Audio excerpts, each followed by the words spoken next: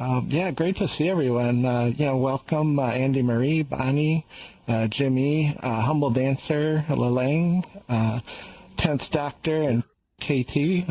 Yeah, so great to see everyone. Let's see, we're running up on about 8:02. I'll give it like one more minute or so if someone's gonna dial in and also give me a chance to get a quick drink here. Maybe I should clarify, that's not a stiff drink. That's just a refreshing drink. So, well, great. Yeah, let's go ahead and get started. So welcome to another episode of Love Letters to Star Trek The Next Generation, our 3-year mission to review each and every episode.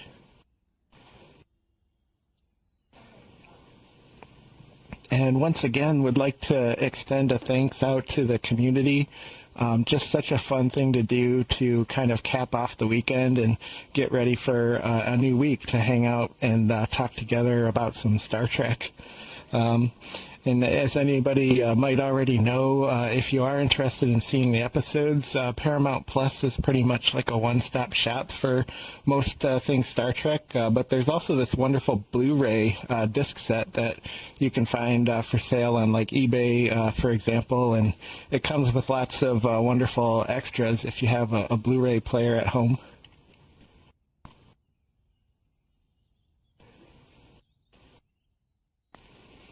And let's dive into tonight's episode, which is the Pegasus.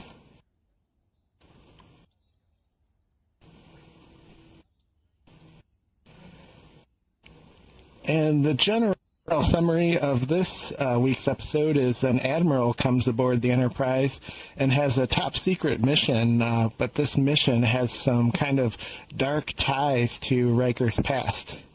And also imagine that an admiral comes aboard and causes some kind of trouble.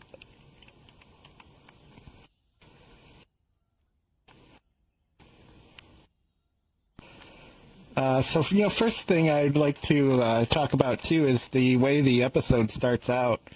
I really enjoyed the Captain Picard Day. They always throw in these things that might feel kind of like filler, like a poker game or sort of like a side conversation in the hallway. Somebody's getting ready to go into the holodeck.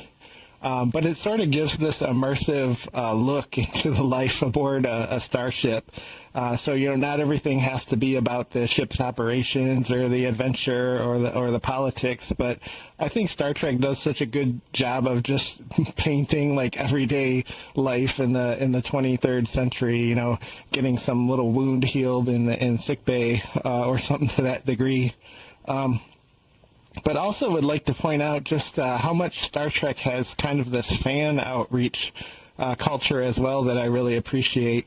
So all of the items that you see there were collected from 2 kindergarten classes and a couple of children among the showrunners. So everything you see there is in fact a legit art project from a young Star Trek fan. And I'm trying to imagine how enthusiastic they must have been to like log in and, not log in at that time, but, to tune in and see this episode and see their artwork, on a national TV broadcast, and how amazing that must have felt. So, what a cool thing to do for your young fans to have some forms of engagement there.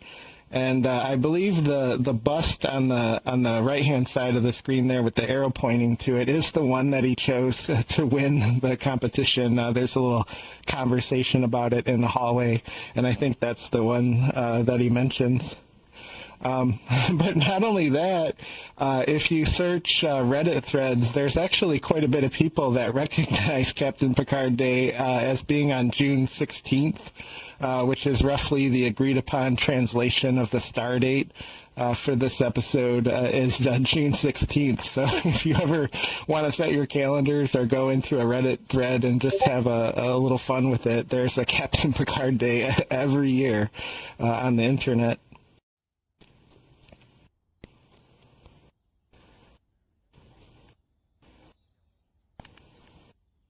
And another special part about this episode is it was directed by a cast member, which I'm finding more and more tend to be very good episodes. In this case, LeVar Burton was the director, and we also had Captain Picard, Jonathan Frakes, and Patrick Stewart, sorry for my stumble there, all, put their hand in on directing too. Patrick Stewart did kind of a Western one.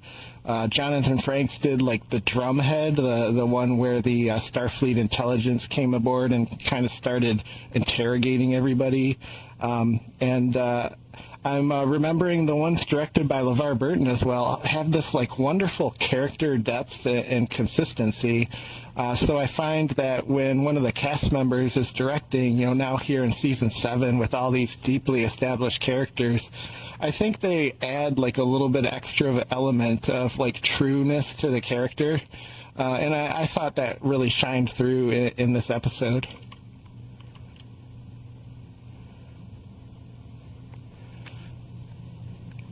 And let's get into a little bit of the plot here with our first clip, which is introducing the very stark contrast between the values of Captain Picard and the visiting admiral.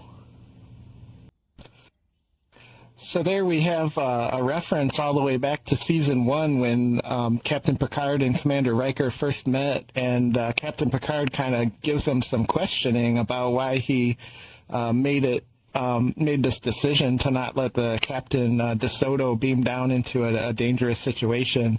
And we find out in season 7 that was actually the reason that he selected him as a first officer, because he saw that he was able to put his principles on the line when he thought something was right, even if it meant going against orders.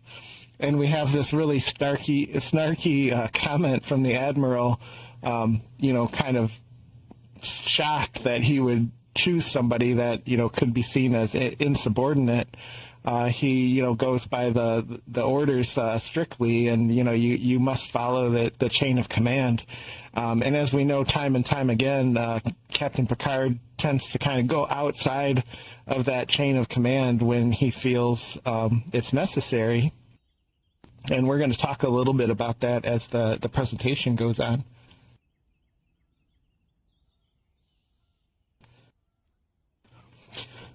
So the Admiral gives Will Riker a direct order, which kind of plays into the theme of the episode. Yet again, he has an order that he doesn't agree with following, but, he is ordered by an Admiral to not discuss the mission with Picard. But Picard, being as connected as he is into the Federation, he was able to find information about the Pegasus and to find out that there was actually a mutiny on the ship before it was reported lost and seemingly destroyed in an explosion. And he kind of reads Will the riot act a little bit, until he finds out that the Admiral ordered him not to talk. So we have this scene where it gets really tense between the two.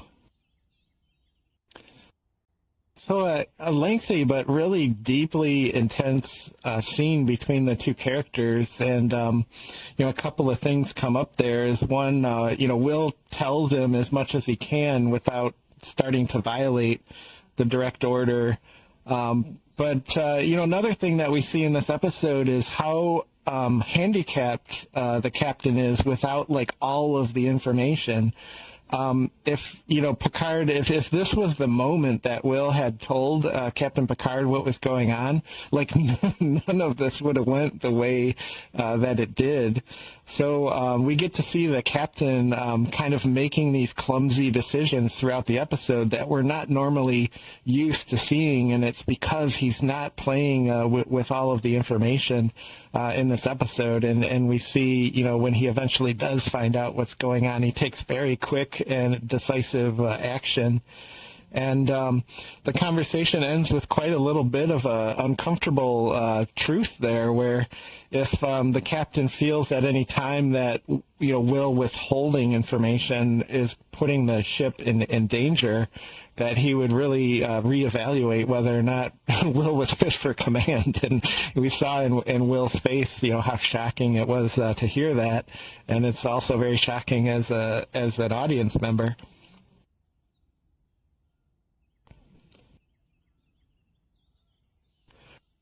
One of my favorite parts of this episode is just kind of this really quick moment of strategy and quick decision, where they do eventually find a signal that they're almost certain is the Pegasus inside of this like giant asteroid.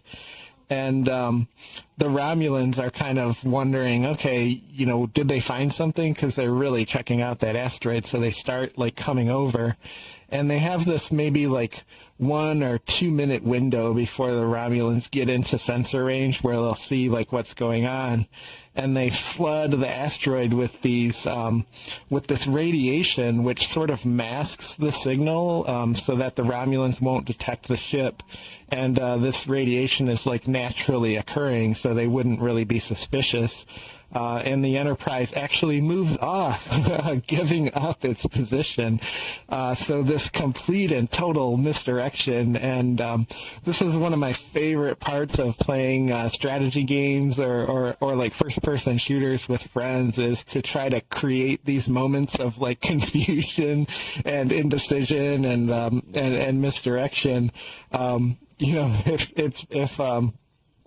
If we ever pulled together like team strategies, I think I would always have an idea for like how can we throw the enemy off of our trail. And Sun Tzu, the famous author of The Art of War, which is still read by many military schools about strategy, he has many quotes about misdirection and how important it is to fighting a war.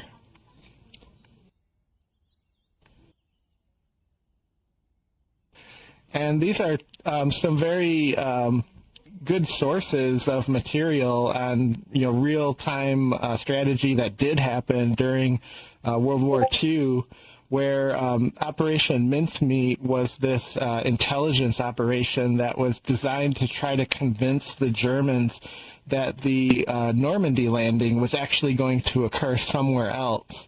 So they were making the Germans uncertain where the landing was going to happen, so that they couldn't concentrate all of their forces, where this landing was going to occur. Which is incredibly genius, because as tough as that landing was, we all know the history behind it. They didn't have the full, force of the German defense there, because these intelligence operations made them have to kind of spread out. And there's this wonderful movie about it called Operation Mincemeat, which goes into a lot of the historical details of how they managed to get, this false information behind German lines and get it to the command structure. And another really cool operation is this kind of false army where they used blow-up equipment. There you see a handful of men kind of carrying this blow-up tank. And, what's interesting about it is if you see these things from like aerial photos, at the time there was, very grainy kind of image quality. So these really looked like troops on the ground. And they went so far as to use these giant kind of klaxon-type speakers to broadcast the sounds of military movements. So like the engines of tanks, planes, the sound of heavy equipment. And they largely fooled a lot of places behind enemy lines, where they thought, oh my goodness, there's suddenly this army there that we didn't know was coming. It's all of these like balloons and speakers. And I just find it incredible. If I had ever done military service, like this is totally what I would want to do. I feel like this is such incredible strategy, and probably saved so many lives.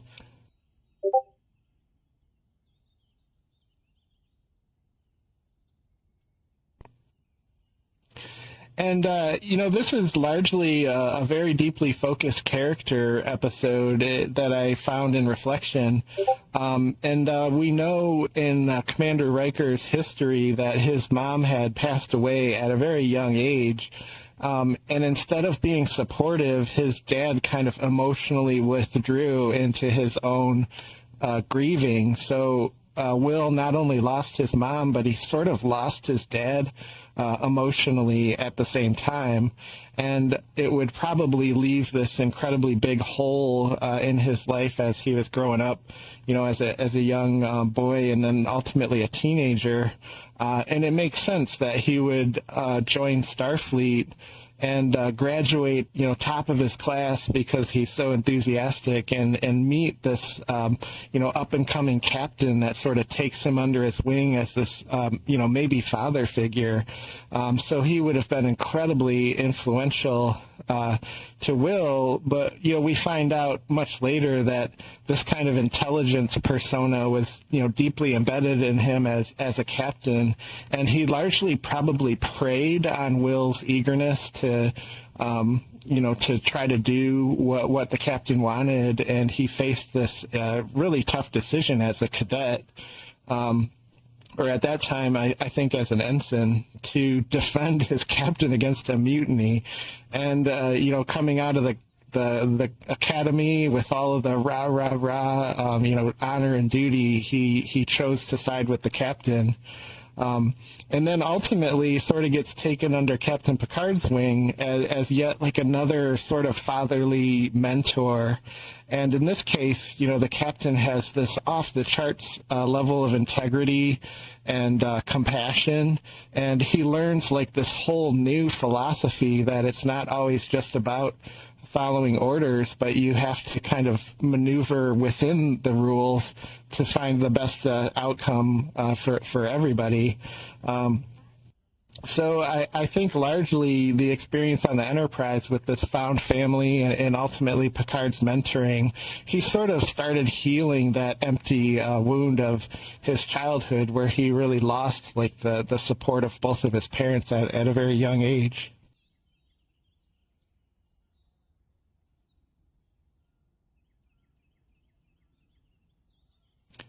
And I think we can sort of take that lesson internally as well, where Will aboard the Enterprise really started to discover his own personal values and how he liked to relate to people. And that, as we grow up, we have all of these pressures to compromise our values and behave like a certain way that's convenient to a system or a family unit or our groups of friends. So we have all these outside pressures kind of asking us to compromise our values. And, we often do it. I think we can all think of a handful of situations when we were young where we sort of, succumbed to peer pressure and did something we wouldn't have normally done. And, to grow up and sort of find your way through that pressure and start, growing into your values and starting to practice and really be, mindfully connected to what your gut is telling you and in sync with what your brain is telling you is happening, and start living your values. And what I find when this happens, everybody I've ever known, and when I've been lucky enough to practice it myself, when you live your true values, the world that you want to see, like suddenly you sort of find these opportunities and these things that really feel like home. And it's like if you live your values, no matter where you go, you just have this sense of like belonging and home. And everybody in your vicinity benefits from it because you're now bringing like all of your ideas and the good things and the helpful and supportive things like outward to the community. And this is a very tough transition because the outside pressures are very powerful, very embedded in cultural norms, and it can take many, many years to kind of navigate through it and start to find ourselves. So, when you're in your 20s and your 30s, you still may have not found this kind of path through life that feels right. Sometimes it doesn't happen until later in your 40s, 50s, or 60s. But when it does click, man, oh man, does it really change life for the better, and also for the betterment of all of those around you as well.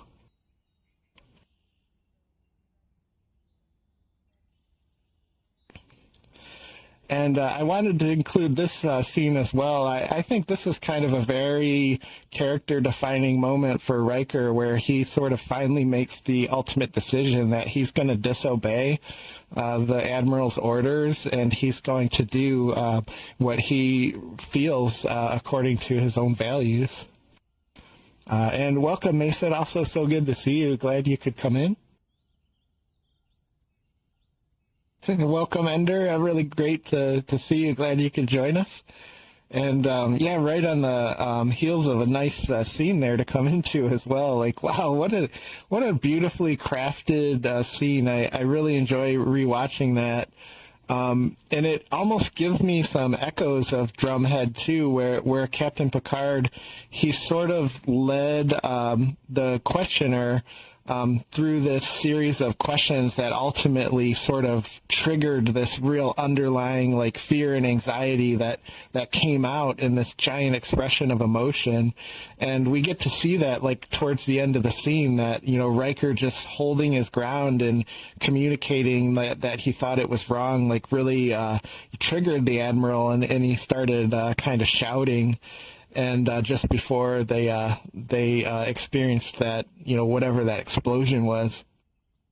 And another thing that I really appreciate about this scene is like the calmness of dialogue. Like, this is a super intense conversation, but both of the actors like are masterfully like holding their kind of emotion level down to where it's like this coherent conversation that's very deep and intense between the two characters. But if this were filmed today, I feel like they would be shouting at each other. They'd be like pointing phasers at each other. Tom Riker would blow through the wall like the Kool-Aid Man and be like, "I'm here to claim the cloaking device for the Maquis," or something just crazy. That would be a Dutch angle. So like I really appreciate Star Trek for this like level-headed and very intellectual and like measured delivery of these stories. I think that's just an absolute masterclass of two actors furthering the plot.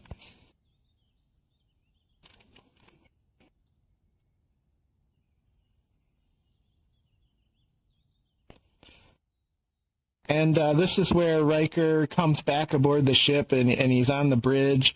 They're sort of trapped in the asteroid at this point because the Romulans used an explosion to seal them in. And we find out the truth that this Pegasus experiment was trying to build a cloaking device, and the Admiral wanted to restart the program.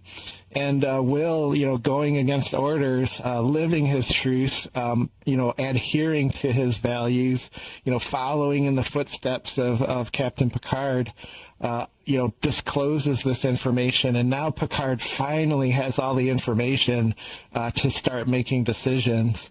And they ultimately escape. But, such a character-defining moment for Will, where he, passed some right wrongs. He righted some wrongs, and he also ultimately chose the mentoring of the captain over the admiral, who was very influential in his life. And welcome, Mohawk Cherry. So glad to see you. We're just kind of nearing up the end of a presentation, and then we're going to open it up for discussion about the episode of Star Trek here, the Pegasus. And then one of the all-time classic moments of TNG where you actually have the Enterprise decloaking in front of a Romulan ship. It might be in the category of fan service, but it really services the plot. And it's just incredible. This is such an incredible image of the Enterprise just popping up in front of the Romulan ship. And we often talk about off-screen moments, things that we can kind of assume happened, like off-camera.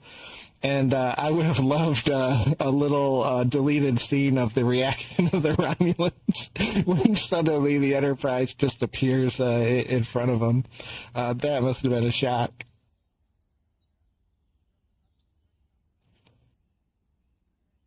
And here we have the real strength of Captain Picard kind of shine through the show. Like even though it's really like a Will Riker episode, I think it also like underscores how great of a character the captain is as well, because there's this fine line between breaking rules and shaping rules, and I think it's all about like good faith.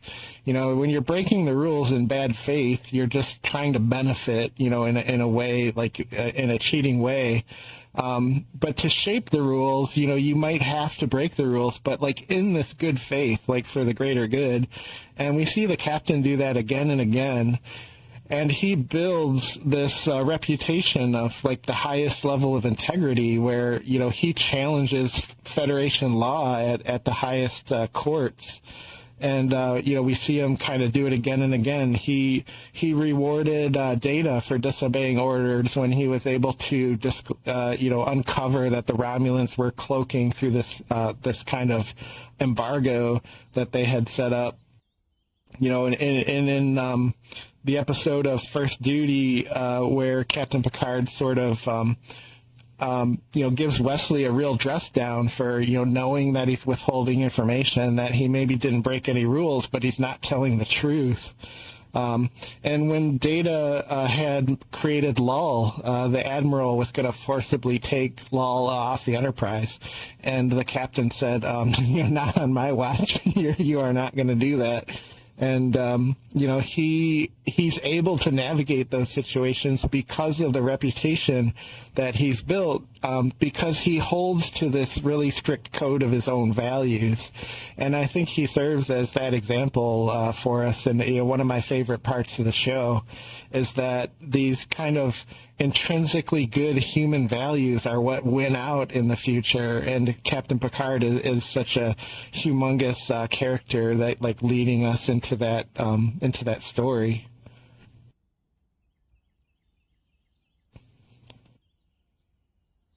And I love the way the episode concludes too, where we have this kind of wonderful moment between the two characters. Will knows that he messed up and he's not sure what's going to happen, and the captain comes in and says, "You did it for the right reasons, so everything's going to be all right." So just a wonderful way to cap off the episode. And another thing I like about this scene is Riker sort of gets his sweater tuck, in his own personal style. So you have, Captain Picard sort of does like the front and then the side tuck, and you have Will do kind of the left and then the right tuck on the way out, which was kind of just a really great scene where I thought like the underlying metaphor was here you have Riker following in the footsteps of Captain Picard, but he's doing it in his own way, and I just love the subtlety of it.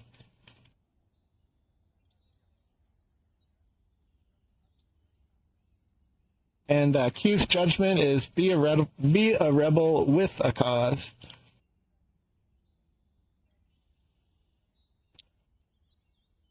And I thought I'd throw this in there with the season rank because it really is a well put together episode. It's got a great pace, lots of great character building, and great acting from our guest star. So I'd put it in there in our season rank. And next week Sunday we'll be back at it here with the episode of Homeward. And with that, let me go ahead and stop the stream. Just say thanks to anybody who might have followed along on the stream. We're going to go into our open discussion.